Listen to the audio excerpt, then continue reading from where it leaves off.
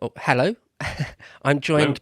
I'm joined by MauLer, the YouTuber MauLer today, and we're going to review a historically themed film. And when I was lucky enough to get a bit of MauLer's time, I asked him which historical film he'd like to do, and he said *Inglorious Basterds*, the Quentin Tarantino film. So, MauLer, welcome. Nice to hear from you. Yeah, hi man, how you doing? Good, thank you. Yeah, good. First question I wanted to ask is why *Inglorious Basterds*? I mean, I like it. I've seen it 4 or 5 times. I do like the film, despite some misgivings, which we'll get into. But I just wondered why you picked that out of everything. There's a lot of history films I'm a huge fan of, but I struggle with a lot of them in terms of feeling like what I could offer in terms of a conversation about the history behind them or the real history. While Inglorious Basterds is a fascinating one for me in terms of how people talk about it and categorize it because of the fact that it's entirely inaccurate, or at least for a lot of significant events. But at the same time, it's very much beloved. And so it creates almost an interesting conversation about what we want in our films when they represent history and Hmm. what we should say about them as a result. Right, yeah. So we sort of assume people watching this have seen it because we will be spoiling it. Oh, um, yes. but yeah, I would say that this isn't. I don't know if you agree with this. That it's not. Really like well, it's obviously alternative history, isn't it? It deviates Yeah. from real history quite heavily, but I would say perhaps beyond that it's more like it's a Tarantino universe. It's almost beyond alternative history. It's like his own parallel reality. Do you think I'm going Yeah. too far with that? No, no, you're on point because Once Upon a Time in Hollywood is the same thing. I kind of see it a little bit as Tarantino's wish fulfillment. He plays with a bit of history in certain ways to make certain things happen that I think he would have very much enjoyed if they did happen. Hmm. Um, of course, he still maintains a level of misery and what raw events actually occurred. I think you could say out of a sense of respect, as well as just portraying events as a lot of them would have gone down. But at the same time, he wants to show us Hitler being torn to shreds Hmm. by a machine gun. So yeah, like in Once Upon a Time in Hollywood, he does the same thing. He changes the events of real history to be something that he would have rather see, along with a lot of us. We would have rather see that ending rather than what happened in real life. Yeah, yeah. I think it may be in *Inglorious Bastards*. Um, yeah, there's definitely an element of it that's sort of just a fantasy, really, isn't it? Yeah, Uh, yeah. So I think that I've got mixed feelings about it in general. I'm just going to speak generally about it. I think it's a masterclass in some ways in sort of suspense and tension. And in other ways, it's cartoonish, like Tarantino. I think of sort of yeah, Kill Bill and Django Unchained. The violence in it is so over the top that it's almost funny, or it is funny, cartoonishly over the top. And you get a bit of that in this film as well. yeah. He plays with tone quite a bit. There's a lot of Mm, dramatic scenes that are tied very closely with jokes. mm, mm. Yeah. Creates some very unique experience. And one of the things, I don't know if you felt this when you first saw it, if you can remember the first time you saw it. The first time I saw it, I was thinking all the way along until towards the end of the film, when it becomes absolutely clear that it's not real history. You could still argue that it might be. Obviously, the characters are fictional, and a lot of the plot line is obviously fictional. But in loads of World War II films, like the Dirty Dozen films, for example, that's not really a problem, and you can sort of suspend your disbelief to the point where you're okay with believing that you're watching events happening during the 40s. And so when the first time I watched *Inglorious Bastards*, nearly the whole film, I'm thinking, is this supposed to be sort of faithful to real history, despite obviously fictional characters and events, or is it supposed to be just a complete just a complete deviation from reality? And towards the end, you realise that it's that. But it did take for me the first time up until the denouement of the film, pardon me, in the cinema before you're absolutely sure that that's the case. Can you remember how you felt about it first time you saw it? Well, I was a lot younger. I say a lot younger just because of reference to my lifespan. But I was 16 or Because it 17 is when I over saw 10 it. years old So now, isn't it? 11, 12 years yeah, ago now it came out. I loved it. I just thought it was fantastic. But I often, when it comes to, because I'm not sure if we're sort of entering into a historical accuracy sort of conversation, but Not obviously too much. the scene in the opening scene as well as the scene in the bar the underground area. Mhm. Like they're two that I would cite just for some of the greatest scenes in movie history. Like in terms of completely, because this is the interesting question I like to ask about a lot of historical accuracy conversations, is just that if there was no World War II, if there were no factions, if this film were entirely fantasy, you swap out all the names and the places and stuff, how does it change someone's consumption of it? I wonder, because I don't think it took me long to just see it as, I don't really believe a lot of this happened, but I'm totally fine watching someone create a fantasy out of these events if they want to, because it's the freedom of storytelling to a degree. Mm. Yeah, absolutely. I suppose you could take the dialogue from some of the scenes, like sort of famously, iconically, the opening scene and that basement scene. I just many people have sort of suggested that they are some of the best examples of tension and suspense in cinema. I would agree. They do stick out. The first time I watched them on rewatches, you're glued to it, even if you know what's going to happen, and that's not easily done. Tarantino, despite any other defaults, is excellent at that, isn't he? Yeah. And I think that.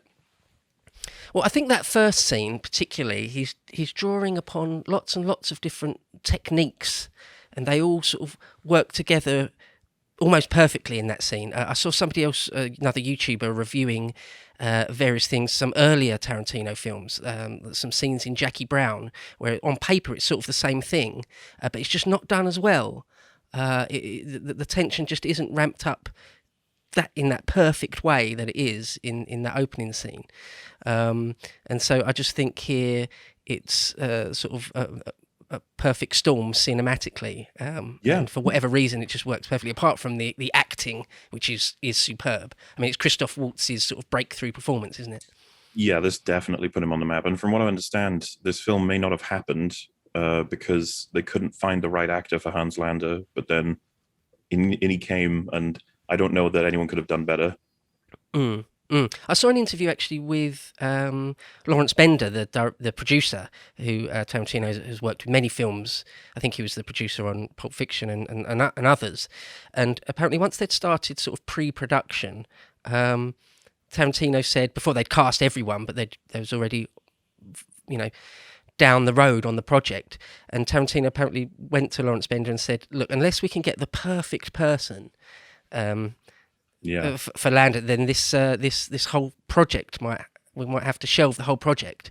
And they were very worried about it. And then when they first interviewed Waltz, they apparently just had smiles from ear to ear, because they knew within one interview that he was the guy, he was perfect. I remember the first time I saw it, I'd, like everyone else, never seen him before, never heard of him before, and his performance is truly excellent, isn't it? He makes a huge impression because he's simultaneously incredibly wholesome, happy, cordial, civil, but terrifying, which is a really hard combo. Okay, extremely hard. Thinking about sort of the famous villains, the ones that work and the ones that don't hit so much. I mean, an obvious one perhaps is Vader, Lord Vader, how he's menacing. He's very present. So you don't even need any facial expressions. You don't need anything, but it's just written perfectly and acted well, and the way people react to them.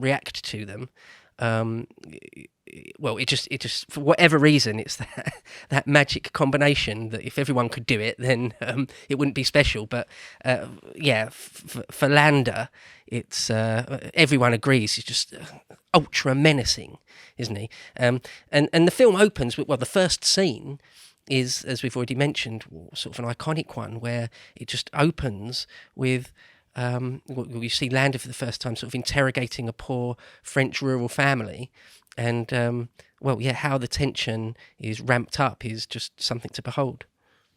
I think what's so incredible, there's so many things to talk about in terms of how well executed that scene is, but it's the way I see it is our point of view keeps expanding. So at first we're like, it's just a nice little house. It's like, but it is in Nazi occupied France in 1941. You're like, all right. So we're going to get who knows what could happen here. There's like a friendly family just doing their everyday with their farm. You're like, oh, that's nice. Then the Nazis arrive and you're like, oh no. but they're really friendly. So like you sort of expand. You're just like, where are we? What is happening here? And then they start talking about like the potential of hiding, and of course it's really slowly built in. It's just like, you guys, you had Jewish families were near here, and we checked you before, and everything was fine. We're obviously just doing a catch up just to make sure and clarify a few names. And the father that he's speaking across from is stone faced throughout the entire scene to not give anything away.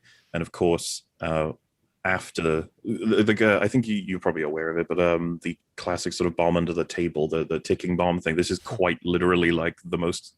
I think of this every time people talk about it. It's like the camera pans under the table, and as soon as we see who are there, we're like, oh, this guy could be killed at any moment now. Like when we thought maybe that this was a mistake, that he was innocent, and this is just a scene to set something else up. We're like, no, he's actually hiding them.